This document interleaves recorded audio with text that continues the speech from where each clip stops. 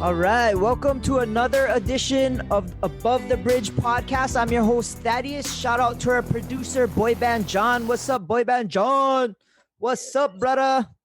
All right, shout out to our sponsors. We got two of them. Defend Hawai'i. Get your fresh gear. Their flagship store is located Windward Mall. No one. But you can go on defendhawaii.com and use promo code ATBpod upon checkout, and you'll receive 15% off your whole entire order. Defendhawaii.com, ATBpod upon checkout, 15%. Same thing with Detail Garage Hawaii. If you want to detail your car, wash it. They got waxes and a whole bunch of stuff for your car. Make it look super nice. DetailGarageHawaii.com, same thing. ATBpod, 15% off your whole entire order. All right. Okay, so today, my guest for today, he is one of Hawaii's top skin divers. He always gives me fish, so he gotta be one of the top. He also ran the COVID testing team for one of the Disney shows that's gonna be airing soon, that was being filmed in Hawaii. But most of all, he's one of my best friends and pretty much my brother. Jaren Chun, what's up, Jaren? How you been, brother? What's up, my man? Thank you for having me tonight. Good to have you. Yeah. it was a matter of time before I got you on this thing. Figure we on the bridge anyway. I know, yeah. It's either on the bridge, above the bridge, almost over the bridge. almost off the bridge. Oh, brah, you just got married, brah. How was that? It was good. It's a trip. It's good. It's really good. Do you feel different, or like what's the deal? Yeah, I guess for me, I feel different a little bit. I take it serious. It's a big commitment, so I kind of feel like I embody it. I'm kind of happy. It's nice because I just feel like no stress, no worry. I can kind of just do my thing, move on with my family, and just kind of keep being me and take care of my family. So it's good. Yeah, it's like an ending, but like a beginning of a start. You know what I mean? Ending of what? Ending of my ruckus. Bachelor life. That's a good thing, bro. To be honest, your wife, I was gonna say girlfriend, but she's your wife now, is pretty awesome. She does an amazing job with your guys' son, and bro, I couldn't be more happy for both you guys. And props to her, bro, to marry you. That's like, it's a good balance, bro. You guys complement each other perfect. She can tame your ass. Gang, you know what I mean? She's my better half, kind of. She can handle me and do my shit, so that's a lot. Yeah, that's a lot. But your wedding was beautiful, man. It was pretty intimate, and because of COVID, but brah, I was super happy for you. I thought it went amazing, and to see everybody's family and stuff there, and she's from Maine, so her family came down, so it felt really close, bro. And I was glad to be a part of it, and to share that moment with you guys. It was pretty cool. Well, so congratulations, bro. Thank you. It was good having you there. It was good to have all my friends there. Like you said, it was nice, really small. Like, it was able to kind of talk to everybody, see everybody, kind of more of a personal than like one of those huge weddings where you have tons of people, you spend plenty of money, but at the end of the day, you didn't really spend too much time with anybody. So to me, this felt more individual, real close. It was just a good fun event. Yeah, because like big weddings, it's like the groom and bride. They gotta go schmooze to every single people in the table and like kind of make sure you're hosting. But like this time, we was drinking at the bar. We was like cruising. It was like on house party. That's what it felt like. It was more like a bunch of my friends got together. Just happened to be on my wedding day. We all got to get together, have some good food, drinks, spend some time. Everybody got to talk, meet each other. And most everybody knew each other. Just a few didn't get to meet each other. So it was real good. Everybody got to mingle and, meet the families, put everybody together. So it was good. It was great. Yeah. Super stoked. It went well. Yeah, for real. Well, good luck to you guys both. I wish you guys the best, and yeah, bro, I'm pretty happy for both you guys. It's a cool situation. Anyway, bro, so what? How's things now. I was currently like helping you out. You were doing your COVID testing, and bruh, it was so random. You called me up and said, "Hey, you want to help me with COVID testing for a Disney TV show?" I'm just thinking like, bruh, I known you my whole life. You're always hustling, but that one came out of left field. You know what I mean? Like, Yeah, it did. bruh, so how did you like kind of get involved with that? For one, you're an RN, you're a registered nurse at Kaiser. Like your credentials are legit, and because I have a medical background, I figured that's why you asked me. But like, it was so random. How did you even get involved doing that?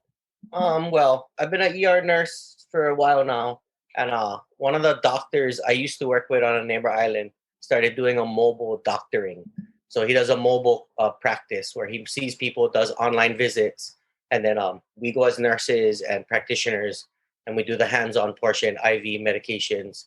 So I was doing IV therapy. I was doing different things with this doctor. Then he called me up and said he has been doing some other shows. I think I Know What You Did Last Summer was another series that he worked on, and some HBO series. And he asked if I wanted to kind of do some testing for a show. Got me in contact with the lab. They said, "This is the show. This is what we're going to be doing. So have you doing testing." So I started doing testing by myself with the cast members and the crew and the construction guys. And it started out the day after Thanksgiving. Can we say the name of the show? Yeah, I guess so. I guess the show is Dugi Kamealoha, MD, and it's going to be a show on Disney Plus, and it should be airing later this year. I want to say we just finished the shooting this past month, so I was told sometime between September and October the show will air on Disney Plus. So it's kind of a reboot of a older show called Doogie Howser, if anybody remembers it. For some older I remember people, that. or some parents. Young kids not gonna know the show. You might have to like Google it or YouTube it, know. But it's an old show about a genius boy. I think it was Neil Patrick Harris was the character, and he was a doctor as a young boy, genius. And so they remade the show using a young female, and they're casting it in Hawaii. So they got some people from Hawaii, and they got a Hawaii cast, and they filmed the show here. So the show just started filming, and this kind of just rolled on. So. Yeah, it was crazy because where I work at the Cancer Research Center, they turn a portion of the empty area into a fake hospital. And that's what they're filming. So my workplace became the set for this show.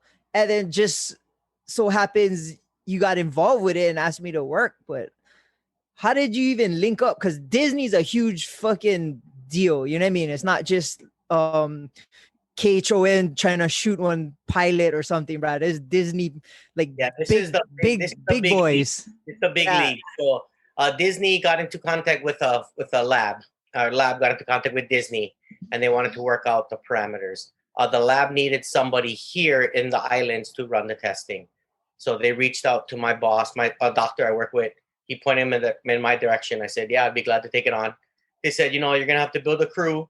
It's probably going to start out with really small groups, but it's going to get to maybe a couple hundred people." They told me 150, maybe 200 people testing a day, a couple times a week. I let them know I still had a ER job, so I worked a couple days a week part-time in the ER, and then I started doing this. And at first it started out just once a week, every Friday, I'll test a few of the casting crew and so forth. And it just started to expand from there. So went from Fridays to 2 days a week. And then once they started doing the actual filming and all of the cast was here, we actually had to test 3 times a week, depending on the parameters for the COVID regulations regarding the testings, and the unions and Disney. Everybody sets up their own protocols. So I actually just got hooked up with these guys and just kind of ran with the ball and started building my crew. Had to reach out to some good friends, got as many great medical professionals I could. But I was also fortunate to hire family and friends. So to me, it was really great. I got to share an experience with my good friends, put some money in their pocket, hang out. So it really wasn't like work most of the time. So it was good fun. It was a real good experience, really fortunate. For me, I guess I was your employee, and that sounds weird to say, but it's true. I was the boss. Use my boss. But bro, to be honest, like watching you take charge and being in that leadership role, because I've known you like forever, it just made me super proud. Like, oh wow, bro, that's my friend, and he's running shit, and like he's directing people and making things happen. And like you said, you put money in everybody's pockets. You had your son work, and he's out of high school, and bro, it was, to me, it was a cool experience. We got to meet some actors and some people we see in the movies, and bro, it was kind of cool. And then the actual testing was pretty freaking nuts, because we got to stick the probe up people's noses and shit. And right, you kind of those are different, you understood it was different. We did do COVID testing, so we'd swab people's noses. For people that don't know, we did COVID testing, so people would come up, get checked in through us. We put them in our system, and we'd swab their nose anywhere between once a week to 3 times a week for about 6 months while they worked on the show. And it was that long. It was actually from day after Thanksgiving until the end of June. So it ran about 8 months, give or take. So there was quite a lot of noses being swabbed, quite a lot of testing. Bro, some guys, they come up to us and, oh, this is test number 73. I'm just like, bro, why are you even counting that, dude? Well, some of them, I feel bad, they work on other shows. So they work on Magnum or NCIS is the other one, Hawai'i 5-0. So they get tested all the time through every different show. So their noses must just be all big, bored out, swabbed out. Bruh, some of those guys too, but I know they do cocaine, because I stick that thing up their nose, and bruh. They tell you which one. No, don't do this one, do this one. Little bit residue come out on the tip. Sometimes you get soft and you're like, what is this? Boogers, bruh. How much boogers came out when I was doing them? And you try to be cool. I was like, brother, that's your fucking boogers. That's what made it fun, because, we kind of got to get personal with people. You got to kind of get into their personal space. So for some of them, it was nice. We actually built a little bit of a relationship with some of the stars and the cast and the crew. So it was actually fun. We actually got to all bond together, working together. So it was good to have our friends, our family, my son, I have my fiance and now my wife working. A bunch of my friends are working. My friends' girlfriends are working. So it was a lot of fun. It was great. I enjoyed going to work. I know, if we could do that full time and get one pension and fucking medical. I could get us benefits. I'll quit my day job. Hell yeah. Great. We was raking, bro. It was good fun. And like you said, bro, we got to meet a lot of cool people. And bro, I met some movie stars that like Bruce I actually watched on TV, bro. I don't know if we can name names, but bro, Bruce Lee, that's all I can say. Yeah, Bruce Lee. Rapa Nui. Bro, like, what was the biggest like encounter that was kind of got you all frustrated doing that? I mean, they had to have some speed bumps going through all that, bro. We was swabbing like 300 people a day, kind of. Yeah, there was a few speed bumps. Just getting the organizational pattern down, and then also working with their staff, because they would tell us who we'd have to test. They would set up the time frame. We'd have to be there, but our job was to collect the specimens, process the specimens, and send them off. So just maintaining that sometimes was difficult. And then finding the staff to show up and be there on time, no problems, no questions asked, was a little bit difficult. Yeah. But other than that, it wasn't that bad, Yeah, all in all. You ever lost a couple samples? I think we may have had a few discrepancies, either something, because we packaged them and we'd actually fly them to a mainland laboratory. So either we had some specimens somehow either not make it, or they got compromised where they'd leak and we didn't get results, or I think 1 or 2 specimens we had some issues with. But out of the thousands and thousands, I think our percentage is really, really small. Yeah, and I think whatever ones that weren't that didn't make it or whatever, it must have been the lab's fault, because definitely wasn't us. Yeah, it was definitely not us. Made sure we counted, triple counted. So either the lab lost it, somebody, I think TSA might have went in the bag, took some out. I don't know. Guaranteed. Hey guys, man. But it was cool because we got tested, so it kind of made us feel safe too. But I never really asked you, but did anybody ever pop? Did anybody ever test positive? So the way I was started was we didn't swab people the same way I do it professionally. When I work in the ER, we do really far back both sides. So we were just doing front swabs, but we had a few positives come up. So we were doing accurate testing, and we have a very accurate lab. Because a lot of the testing collection process depends on the lab processing. As you know, you work in a lab, and the capabilities of each lab. So our lab was very accurate. So we got a lot of good results, and we did have some positives, which was a good thing, which is make things difficult, but that's what you want. You want to at least know you're having accurate results and doing good work. So, and what, they shut down production when they had a positive, or? I guess a lot of it was up to the health and safety managers. They had health and safety managers with COVID, and they ran the production side of safety and COVID protection and prevention. So what they do is they did contact tracing throughout their entities, see who the person was around, when they were around, and how many people are there around. And then they quarantined people and took extra steps, doing extra testing, and then more precautions. So nothing really had to get shut down. I think they pushed testing, or they did shooting got pushed off one day, and then they retested a bunch of people. And then we actually had more people retest just to make sure that they were safe and nobody was positive. So that's good. So they had the protocol and just ran it down. Ran it. They've actually been California's been doing really well with their protocols. They were able to bring back production to the movies because everything got shut down with COVID. So it's actually Disney was.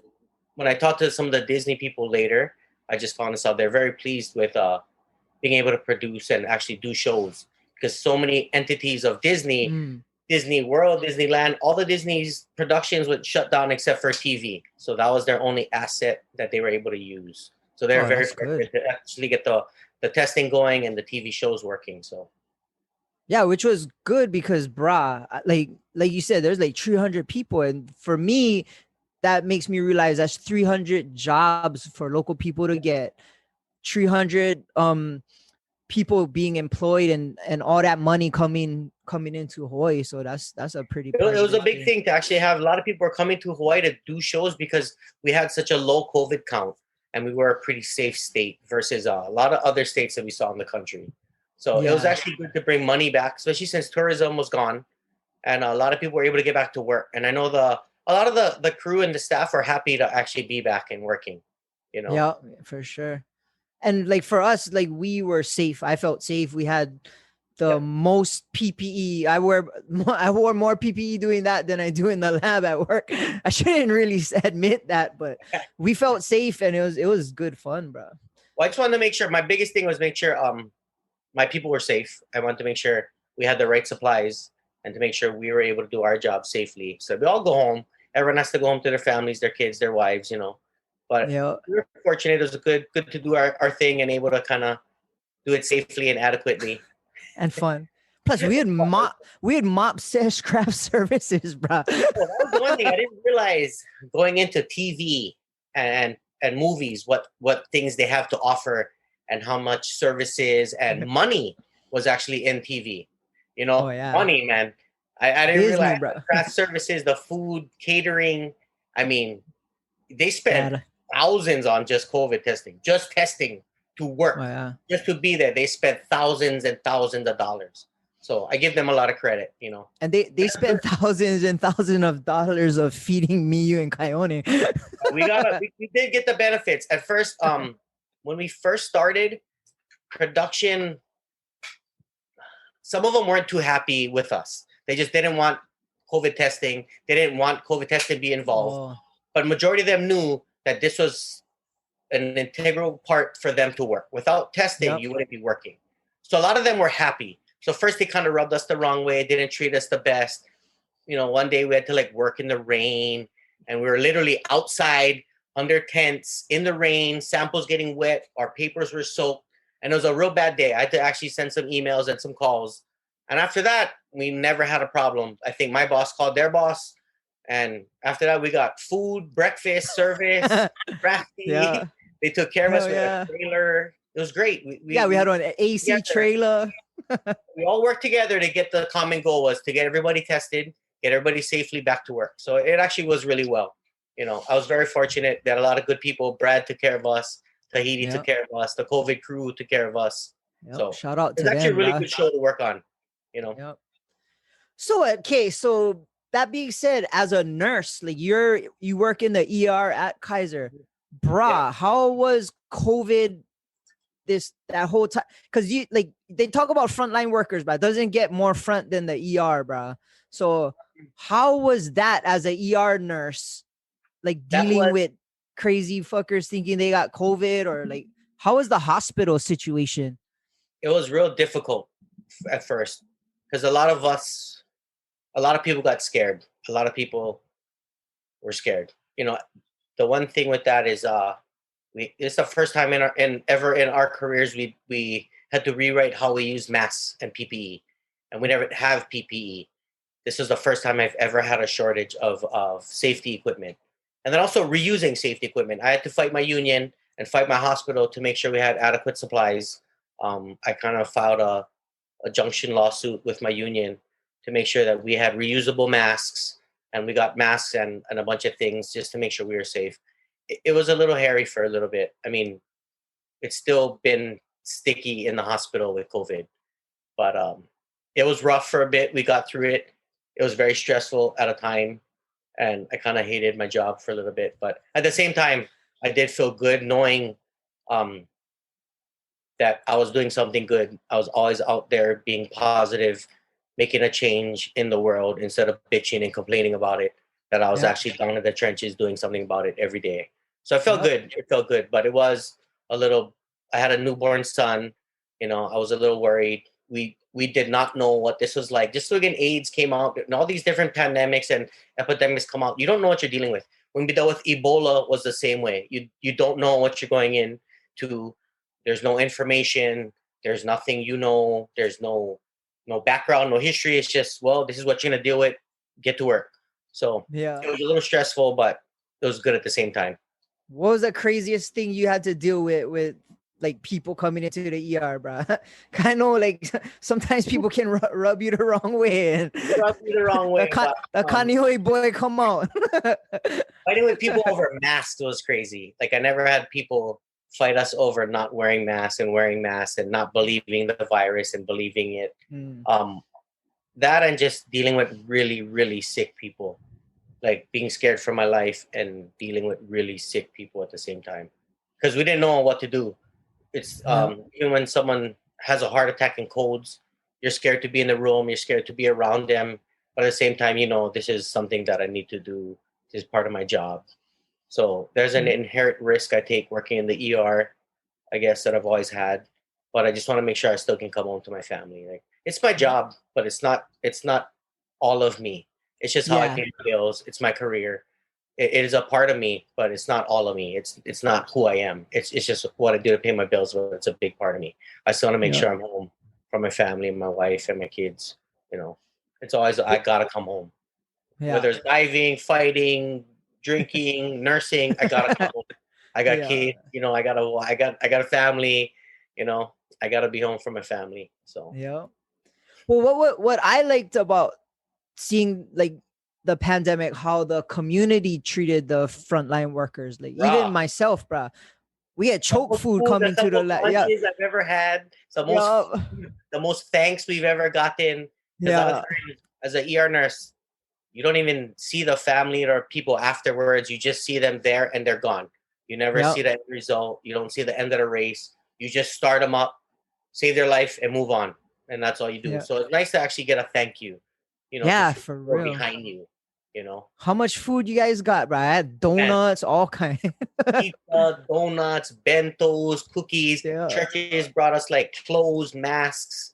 So it was really nice to see, especially in Hawaii. We have such a tight knit community. To see the community kind of put together to take care of each other, and yeah, to be down in the trenches. Because I'm not the only one. There's firemen, there's police, there's people that are in front of us that come before us. But it's just nice to feel the support, especially when you're out there giving your all. To know that it is appreciated. So yeah, I appreciate everybody. Thank you for all the people that donated food and gift cards and things to my ER. A couple companies gave us free gear, free supplies. oh, I got a nice. Columbia jacket for all the ER nurses, so it's real nice. So Yep. And anybody like keep it going, bro. Bring some food to the cancer center anytime. yeah, Like, hey, we're still it can working. still tank, We're bro. still It can still making tank. Yeah, exactly. It can still tank us. anything but pizza. I'll take anything but pizza. I'm all pizzaed out already, but Oh yeah, we that's still the appreciate it. go-to. Yeah, Yeah. it's always the go-to is pizza, but we appreciate it. Sometimes when you don't even get a break to pee or to eat, it's nice just to be able to grab something stuck in your mouth, Yeah. feel thank for a minute and get back into it. So Yeah. Okay, so wedding is done. Doogie Hauser's out off the island. So what, yeah, bro? You get some free time. You can get back to being what you love to do, bro. Diving. How's that been? it's been good. I think I dove this many times this year. I think maybe 5 or 6 times this year. When usually that would be this times in a month maybe. So, In it's a been a week. little bit of a challenge for me, but it's been good because water for me, the ocean for me is my therapy. It's my respite, my church, my spiritual. It's my physical activity. I swim for miles a day. I get good cardio.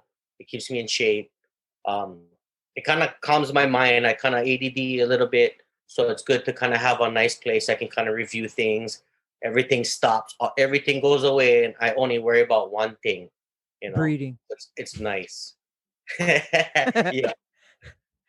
So hopefully Yeah, I'll be everything, back on. nothing matters when you're on the water other Nope, than breeding, right? shoot fish and then air. Which is more important. First it's the fish, then it's the air. If you don't get the fish, it's the air. So, not to give out your secret spots, but where you usually go, bro? Oh, I'm a Kaneohe boy. I'm a K Bay diver all the time. I pound the bay. I love the bay, but I'll go Just anywhere. go Anywhere there's good. Coconut Island, bro. Get drop off reef. You just kind Yeah, of get there's caught. a lot of good. There's a lot of good jump off reefs. You'd be surprised what you can see in the murk. You'd be Oh surprised. yeah. But I tell you, there's a lot of stuff in that bay. There's a lot of stuff in that bay. What? Plenty people dive in that bay, or like here and there. Yeah. Or... A lot of people do dive. I mean, you got to think Kaneohe Bay goes from the military base all the way to Kualoa. That Okay. space itself is humongous. You can dive inside the bay, outside the bay, all kind of encompasses Kaneohe Bay. So there's quite a lot of grounds in there. You get really shallow water, taco grounds. You get deep water on the outside. There's big channels on each side. So it's a lot of good grounds, a lot of good area. So when you dive, like you just snorkel fins? Well, I do full wetsuit, weight belt, fins, long fins, mask snorkel, gun, buoy. What kind of gun you use? Right now I run a couple. I have a bunch of high fancy guns. I have a Darrow Wong. I shoot a Darrow Wong gun regularly for the reef. I have another Hawai'i custom gun. I have an aim right gun. I have about 6 or 7 nice guns. What is It's that? nice Like to have a little bit of a quiver I can pick quiver. from. Depends what I'm doing. If I'm in a deeper water, I have a longer, bigger gun we call blue water gun. Then I have a smaller gun I shoot on the reef. I have a couple in between guns that I use all around. And then I have like a little small gun I use at night. So is that because you want all those guns or you need them? It's both. It's almost like you need the right tool for the right job. That makes sense. That makes So sense. it's kind of like, if you own guns or if you own knives, it's like you need the right knife to cut the right thing. And it's kind of the same way with the spear gun. You kind of want the nice right gun for the right job. That's kind of a shitty analogy because both of us have way more knives and other toys than we need. Hey. And it's not for the right tool. It's just for half. It's also good to have it all around. Just in case you need that one go-to, you got to have the one backup go-to all the time. So, like I know. Yeah. I'm kind of a knife. I like knives too, so. Yeah, for sure. So what's usually running in the bay? Like what do you normally catch when you stay diving? Usually lures. I try to shoot different lures in the bay. Sometimes there's golden striped lures called pow-pows. I love to shoot those. I like to shoot lures. There's plenty of eel. There's avas in the bay. A lot of sharks. But then there's also uhus. There's goats. There's a lot of different fish. So if you dive outside of the bay, you can find almost anything. Octopus, nice lot of reef fish. You can get deep pelagic fish. So there's moos, uhus, Oh yeah, avails, everything then. everything. They're in a bunch of coles. So there's down to like stuff from taco to fish fry, all the way up to giant blue water fish. Bro, you and Spear what was it, a swordfish? Sailfish. Sailfish was a sailfish. Yeah, 94-pound sailfish in Samoa. Oh, and Samoa. Yeah, I took a trip a couple years back. Went to Western Samoa, so I left the country. A buddy of mine is Samoan, and he's got a family there. So we stayed at his family's resort. We stayed there for a week, and then we just dove every day. That was my boy. Shout out to my boy Felice. He's in Italy right now, so he'll be back soon. Pound some more fish. Hopefully next year we go American Samoa. Oh, nice. So the sailfish, that's what they have, the sword nose kind of. Yeah, a big sword. Looks like a marlin. Has a big sail. Yeah. It was huge. I have the I cut the sail. I mean the bill off, and I have it in my garage. Right, that team couldn't just come and poke you with that. I actually was worried. That was one of my fears. Was it was gonna come at me and stab me. How'd you plug them then? Actually wasn't trying to shoot big fish. We were trying to shoot smaller fish for bait, for chum, we call it. So I just had my reel gun. I was swimming around. We actually just jumped off the boat, swam towards the island to kind of shoot some fish in shallower water. And this huge sailfish is kind of swam right in between me and my friends. So I kind of saw it. I opened my reel. I held on to my gun, and I said, "This is either I'm going to take this shot or I'm going to regret not taking this shot the rest of my life." So I said, "Fuck it," I kind of took a good shot and just held on. I was waiting for it to take me on a ride, but I hit it right in the back behind the gill plate. I nicked its spine, so it just kind of slowly swam. So I was able to swim back to the boat, then. Pulled it up from the boat. My friend shot it again, and we ended up getting it to the side of the boat, stabbed me in the head, and it was done. All high fives and screams and chee-hoos and hell yeah, that's big water fish. So what did you do with the meat? You get how do you bring it back from somewhere? What we did was most of the majority of the fish we split catch. So when we got there, we'll eat the host of our resort would take the fish, we'd cut it up right there on the dock, and then they'd give some to the chiefs, they'd give some to family, then we'd take some and we'd eat it. And we literally sat there, I pulled out the shoyu and the wasabi right there, and we were eating them as we were cutting it. Oh, sashimi. Well, sashimi right there. It was great. Oh, doesn't get fresher than that. Can't get fresher than that, man. Like literally, can't get fresher than that. It was great. And then I had them freeze some slabs of all the fish. I shot 3 or 4 different types of large pelagic fish. So I had them keep a piece wrapped up in the freezer. And when I came home, I had a cooler bag, and I stuffed all the fish into one bag, and I brought it back on the plane. So I was actually able to bring a piece of each fish for my family to try, and just a sample of all the fish. And what is the quality of fish better there than it is here? The fish was really good. Like there had some fish we don't have here. Like we shot dogtooth tunas and Spanish mackerels, but they had the same thing. Like a lot of aluas, and they had moose, some different fish, long-nosed emperors we don't have here. They had this humphead rat. I almost shot this big, huge humphead wrasse, but I think they're endangered, so I didn't shoot it. So I felt bad. But oh man, it was so close. I really wanted to shoot it. The whole time I could hear my fiance in my head saying, "It's endangered. Don't kill it." So I didn't. You cannot kill the endangered fish, bro. Yeah, you be on the news. And then I do the picture with that one fish, and then I feel bad because I killed the last other species, or it was an endangered species. So I let them go, live another day. I got video of it though. And what? Do they have lobster there? I know they get Samoan crab, obviously. Yeah, they get Samoan crab. I don't think they call it Samoan crab there. But had lobster there.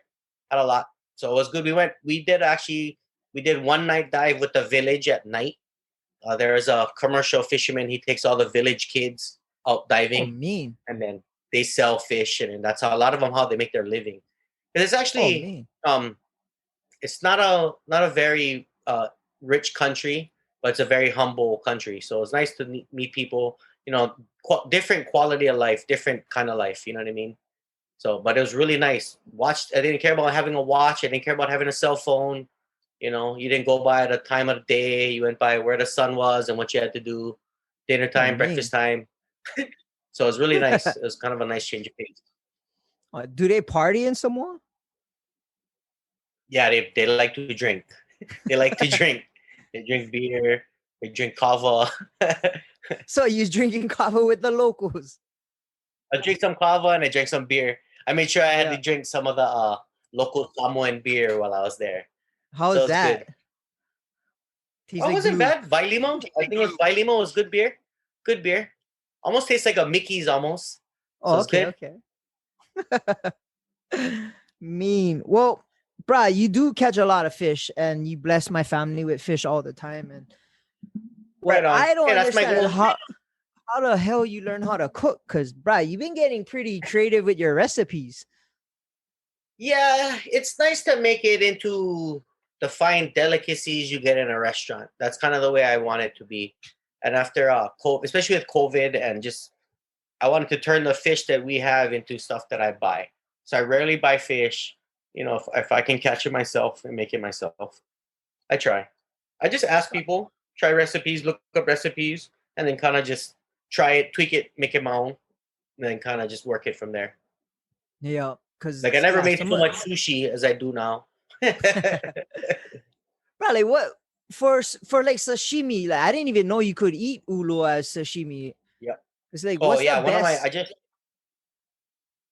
I like pau pau. So there's a pau pau ulua. It's a golden trevally. It's a striped ulua. That's one of my favorites, hands down, for sashimi. It's really, really good. It's like better than hamachi and all that kind. Oh, I think it's probably better than hamachi for sure. Oh, it's for real? Mild, real nice tasting fish. That was what I just had on the last couple of days on my Instagram, was shooting pau paus. So it's really good. How big of fish are those? Like there's a lot of good fish. It was probably right around 10 pounds. My bigger ones have been like 13 to 15 pounds. Oh, so, me. And it's actually making sushi and other stuff. You can feed a lot of people with a couple pieces of fish. So. Oh yeah, it's mostly rice. That's why. Yeah. Any rice. Yeah. Well, plus it's the Asian is a lot of the other things. The fish is in the main course. It's kind of like the side to accentuate your meal. Yeah. Oh, that's good, bro. I mean, your family must enjoy having fresh fish all the time, and when my creative chef. My family's spoiled. They know they're spoiled. Can't even order. I know. We go to restaurants and like, oh, this fish isn't fresh. I'm like, oh, you guys are so stuck up already. Too much good fish at home.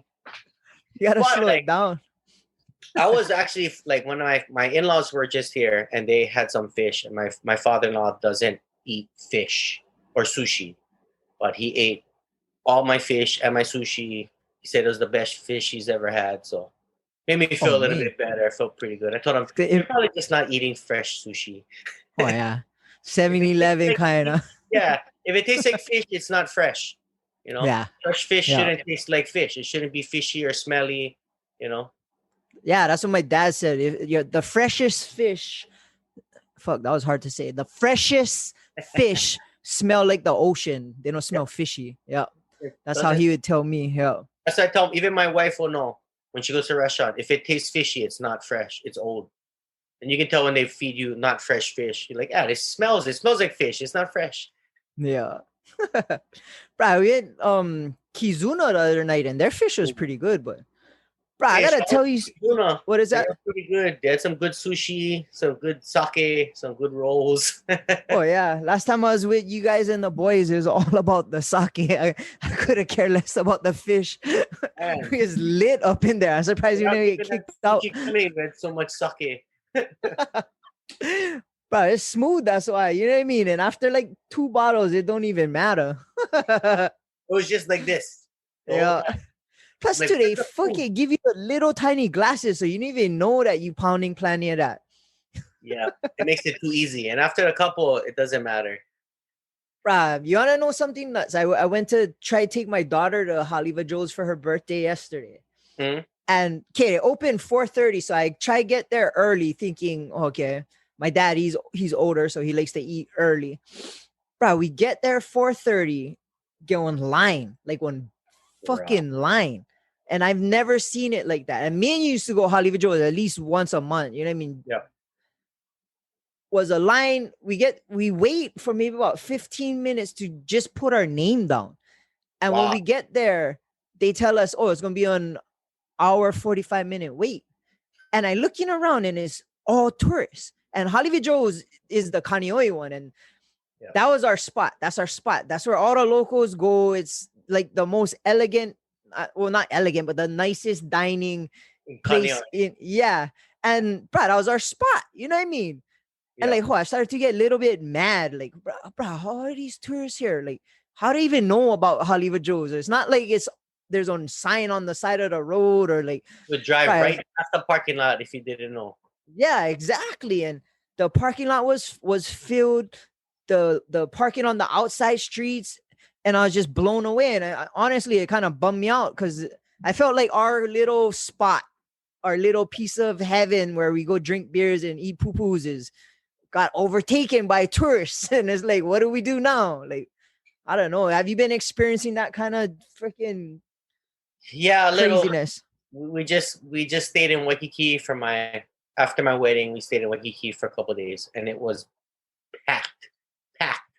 We had stayed outrigger in the middle of the pandemic, towards the end. We had a first responder couple nights, and Waikiki was empty. It was great. We sat on the beach, right at Queens, nobody there. You know, we enjoyed it. We got to actually do things, travel, see Hawaii. No tourists, no traffic. But man, that's gone. All the tourists are back. My family was here. We couldn't even get tickets to anywhere. Polynesian Cultural Center, USS Arizona, Pearl Harbor, everything was sold out and closed. So, yeah. Right, that's crazy. Like for me, is I understand like Hawaii lives off tourism and that's great and all, but I like to have like local spots, like our own places. You know what I mean? Like it's kind of shitty to say like, oh, let the tourists stay in Waikiki, Ko'olina, but because of geotagging and Instagram and all this, nothing's secret anymore. Yeah, they can find out, bro. You better watch out for your diving spots. You know, somebody gonna tag all your spots. Hey, us divers, we know about when you take picture, you gotta take pictures somewhere. You know, can show the background. You know, once you break the surface, you gotta turn off the video. Yeah, I didn't even think of that. Geotag Alawai. Guys, now they don't want to invest the time to go look for spots and find spots. Yeah. Then they just go online to go, oh, where's a good spot to go dive? Everyone and Hawaii, we hardcore just go, no water, go look. You know what I mean? Sport. This is not on sport. This is our lifestyle. Beat it. Yeah. You like get fish, just look in the ocean. Yeah, go to the store, bro. No need get plenty fish. Yeah. But wait, I know what I want to ask you about diving to go back to that was what are the rules in Hawaii? Like I know in town you cannot dive certain spots certain years, or like what's the rules and what's the like what would happen if you were to break them, like fines or you get arrested? Or I think DLNR kind of runs the show, so they determine there's a lot of no dive spots like Hanama Bay, Waimea Bay, Sharks Cove, where else? Waikiki. So from Diamond to Waikiki is closed every other year. So there's certain spots. That's what to regrow the fish. Yeah, so they're trying to let the fish grow back into certain areas. And like some spots you just cannot dive at all. And then everything else is just regulated by size and bag limit. Certain fish you cannot shoot, and even lobster get during certain times of the year. And then other fish has to be a minimum of certain size, and you can only take so much. And what do you ever get? Is it like honor system or like, bro, those guys come up to you and like, oh, I like see your bag? It's an honor system, but DLNR at any point and any time can come and check. So they can check you when you're in the water, when you're diving, when you've left the water. They can check anytime. Has that ever happened to you? It's happened to me. I mean, when I first was a younger kid, I started diving. I met DLNR. I never we never broke rules. I was taught by uncles and older people on this is what you do, this is how you do it, So I never really worried about regulations.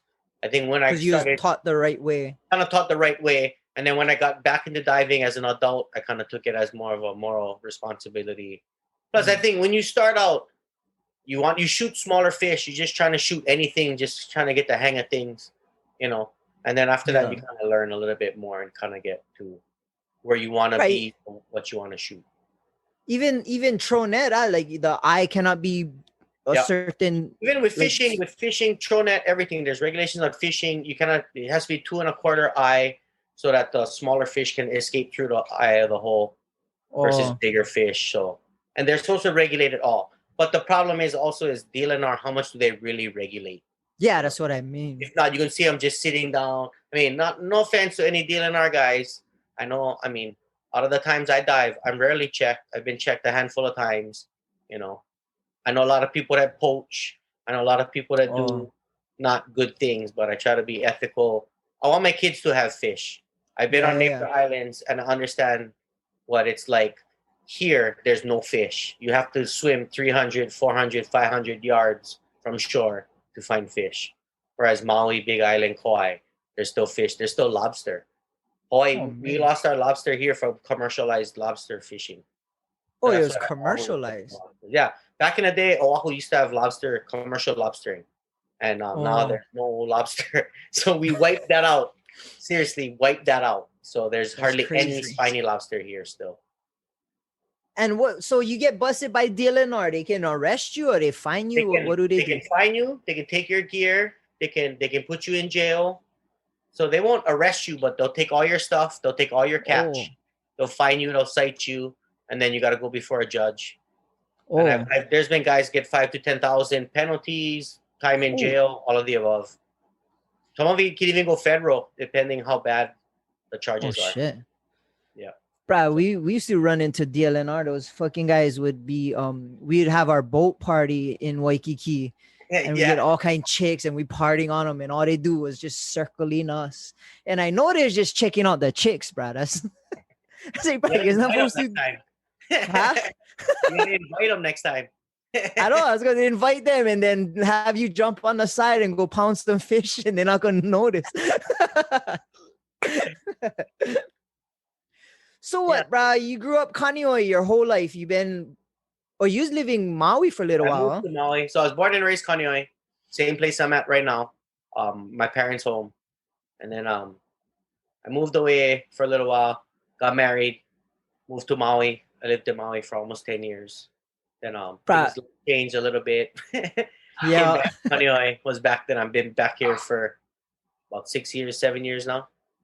Bro, I trip out. Like, for me, I always ask, like, when people from Kaneohe come on the show, is like, how much have you noticed Kaneohe change? It's different. It's a lot. Things have changed. Just the things that we grew up with, a lot of the stores that we grew up with, the small mom and pop stores changed. There's still a few left. Yeah. But, the mall was different. The mall wasn't there. A lot of things that weren't there are there now. We have 2 Rosses in Kaneohe. I know. McDonald's for a little while. That's a trip. No more McDonald's in the mall. Right? No more Sears in the mall. That's another trip. That was another weird one. No more Sears in general. Yeah. Remember we had like 3 blazing steaks at one point? Yeah. That's right. Oh, right. We love our steak, huh? We like our blazing steaks. We like our blazing steaks and our Rosses.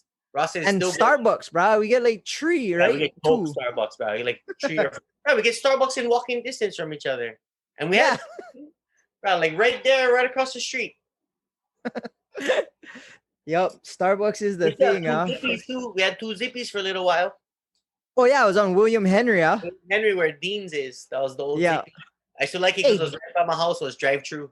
Oh, yeah. Drive-through Zippies. Early morning, just drive through, go home, eat, sleep. Yeah. That was when they was renovating the Zippies where it is now, huh? Yeah. And then they kept them open for 2 of them for a little while. Yeah. I remember. The old Zippies, bro. Used to have those guys playing Magic the Gathering till like freaking 3 a.m. Remember that? We come home from the club and get guys playing cards. You could still smoke cigarettes in there back in the day. Bruh, yeah, Kanyo has changed crazy, bruh. I can't even imagine like how it's gonna look. Bruh, Kanye Bakery's gone. They gonna make down Chick-fil-A. Is that really gonna be a Chick-fil-A for real? A rumor. Hawai'i Joe's locals can't even go there anymore. That's a trip too. Yeah, I miss. Bruh, I'm taking that personal, bro. I'm all pissed and butthurt about that. I was so stoked for go. Is the bar open there, or is it just a restaurant only then? Or I don't know, bro. I didn't even get a chance to go for it. Yeah. It's like, oh, bro. I've never seen that many tourists at Hawai'i Joe's. Like, I swear, it looked like Waikiki. And they all, like, with their fake aloha shirts. Yeah. Oh, and you know they're eating up the fucking gazebo down by the lily pond. Playing with the kois in the pond. Yeah. Oh, I was like, bro, these guys cannot find out about this place. Too late, bro. It's hard with social media. There's not really too many sacred places, private places, you know. Yeah, dude. Even your wedding, we went Lanikai and you had photos on the beach and brah, looked like Waikiki. Lanikai. Waikiki. It was loaded. And before, I remember going to Lanikai and there'd be nobody on the beach. Nobody on the beach. We have like 3 people, 4 people with like locals too. This one is like there's always parking, and then it became. I think when it started getting rated, when they did like the world's top beaches and the states, I think that's what started. I think for me, I kind of noticed it then, the increase. Then but now it's straight Ala Moana now, bro. I'm worried, bro. These freaking tourists, they're going mermaid caves and they ended up Makaha and bro, they're going to start getting lickings soon. Hey, bro, that's okay. Let them get their cars broken into. Bro, even up Pali, you know, I don't know what hike and pond that is, but get choke cars over there. Right by the reservoir. That's the one. Every day I see cops over there like taking somebody's information down because their cars got banged. Yeah. I was like, bro, it's crazy. We just we took our my in-laws had broken glass all over the place on the old Poly Road. Oh, that's all. See, that's all like people just getting. I was scared to park my car right by the broken glass. I was like, this isn't a good sign. I shouldn't leave my car here.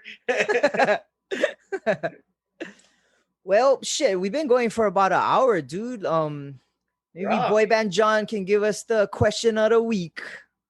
Question of the week. Okay, question of the week. I'm gonna add something to it also, if you don't mind, Dad. But no, not at all. What's the craziest thing that's ever happened to you when you're diving? And also craziest thing you've seen in the ER? Oh, that's a good one. And he fades out. So I'll start with the ER, because the ER, I've seen it all. It all. I mean, gunshots, stabbings, you know. I've seen some real foreign bodies stuff. If you can think of it, I've seen it. But I've seen some real good ones. So like, I think the worst one was the guy that came in and his whole head pretty much took off the whole part of his scalp. It was a big flap. And he literally came up and he flipped it all the way up. He just missed his eye and I could literally touch his bone. His skull. His skull. And you'd be surprised. People think that this is your skull. There's a lot of meat between this and your skull. You got like about this much meat before you actually get to your skull. Well, how did he do it? He was going 110 miles an hour on a motorcycle and he hit a stop sign with his head. And the great thing was he was drunk. So he was wide awake. He didn't die. And he was like, he came in with a towel on his head and he flipped up his whole scalp.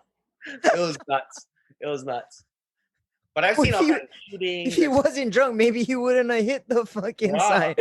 Probably would have just been just fine.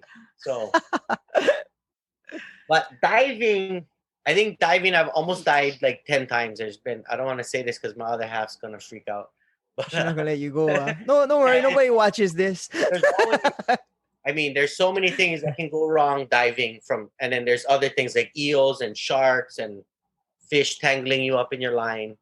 I've had a lot of close calls, but I think the craziest one I had was I was riding on a jet ski, and I was with my partner Rob Umiyamaka, and we were out in Kaneohe Bay. It was a summer evening, and it was really rough. We probably shouldn't have went out. We went out. We're diving in the channel, probably 50, 60 feet in the rough surf. And as we're leaving, we got onto the jet ski. As I was getting on, a wave came, kind of tipped the ski over, and my fin got stuck in the rail of the ski. We flipped the whole ski over. And it was right at dusk. It was probably like 7 o'clock summertime. So the sun was going down, was dark already. It was getting dark when we was leaving. I dropped my spear gun. I couldn't find my spear gun. We flipped the ski over.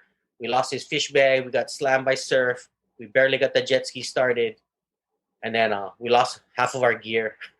And then he ended up towing me on the back of the ski just to make sure we got all the water of the ski. The ski started. We were in the middle of the ocean. So I was super scared because that jet ski first, it wouldn't start. And all I kept thinking was, I'm going to have to swim between here to Kaneohe Pier with all the sharks in Kaneohe Bay. And it was dark. And I had on my waist.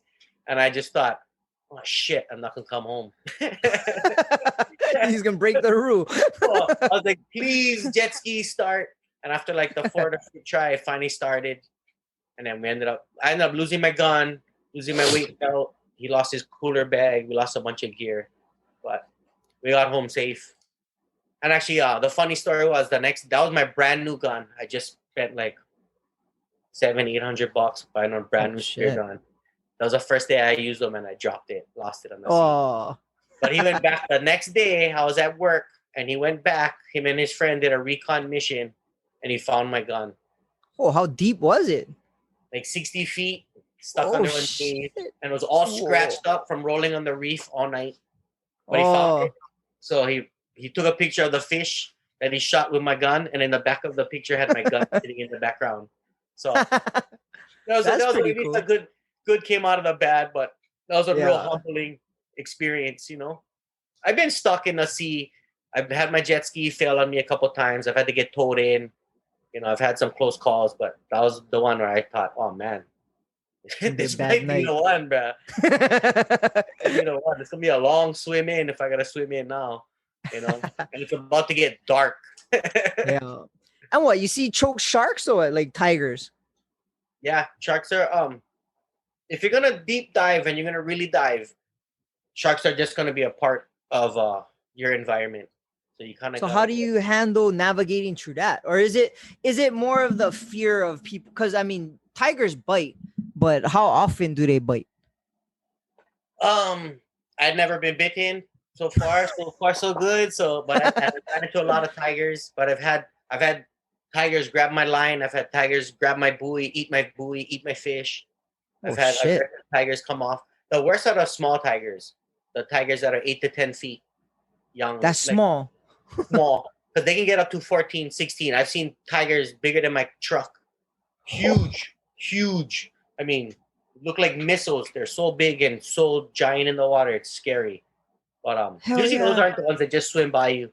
But I've had the 8 foot, 10 foots try to run at you, try to hit you, try to grab your fish. And they're so fast and they're so agile being smaller sharks, but they're still a tiger.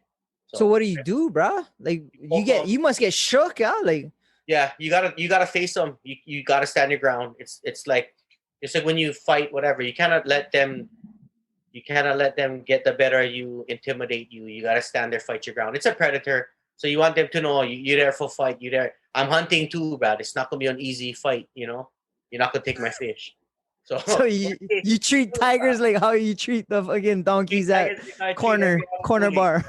Yep, like every other bully. I go head on, I piece them up. You know what I mean? Rub them back. If you got it, sometimes you shoot them. I don't shoot them to kill them. You one band them, shoot them from far, chase them away. Usually you stand your ground, you face them, you poke them with your gun. You know, I actually have a bang tip I keep, but I've never used on a shark. What is that one? Bullet. It's actually one. The one I have is I have two. I have one with the actual 45 bullet. That's a bang tip, and then I have another one with just an empty hollow casing. But the gunpowder itself will cause a percussion. It'll punch a hole in the shark this big.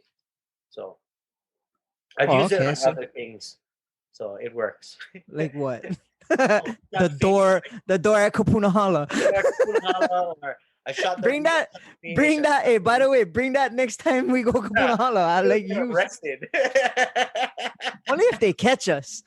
That's true. That's true. We gotta run after that, but They never yeah, catch us that yet. may be one for the boys. We try Yeah, out. I'm down, bro. Always wanted to see what was behind that door by the bathrooms. You like see what's in behind door number 1, huh? In that room, bro. The one we always throw knives at. Allegedly. Allegedly. I will not neither confirm or deny any of these allegations. Well, But yeah, sharks bruh, is just a part of it. You get used to it. It's kind of fun. Well- Like I like sharks, so you get kind of like it's an awe feeling just to see nature, just to observe it and to be a part of it. And it's not what people think. Like they're not trying to really come after you. If it was, it'd be like the monkey scared to go in the lake because the freaking alligator's oh there. yeah. The minute you step foot in, the alligator just gonna grab you. That's what everybody thinks a shark is, but they're really not. It's not like that. You know? Just don't tell me that's your amakua. I swear to God, everybody's amakua is either one fucking mine- shark. I found or this on Honu. the owl, bruh. The owl from the other Bruh. night, the white owl. Oh, that is. We seen the white one right by the bridge. What a bridge. I like, bro. Be realistic. Everybody's amakua. Cannot be one honu. Cannot be one shark, bro. What about the minor bird? What about like? Come on, Like, a it's a big gecko. the mole, Okay, bro. Well, I who nobody makes the claim gecko? gecko, bro. You Who makes ever it met a somebody that gecko? claim gecko? right? Fucking mosquito. What's your amakua? You don't get. Yeah. Or you meet people and they're descendants from Ali'i or like, bruh, I never met one guy who can claim he was descendant from one farmer or a guy who used to freaking have to take the doo-doo in the mountains. You know what I mean? Like, Yeah, everybody gotta claim something good, huh? Nobody can just Yeah. be like a fisherman, huh? yeah, shark, honu, that's the amakua. I was like, bruh, no lie, use minor bird, bruh. Minor bird, yeah. Like, proof, bruh. Jellyfish. Yeah.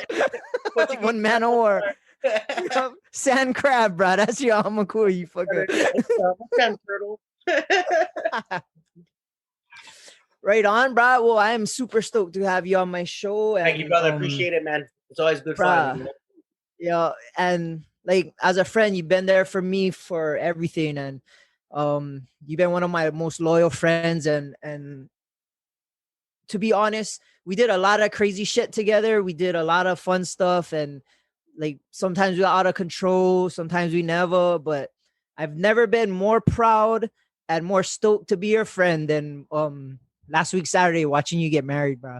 I was super cool for me, and bro, I'm super happy that you have your family and everything's going fucking good. And bro, I love you, bro. You're like Love one you, of my bro. closest people, bro.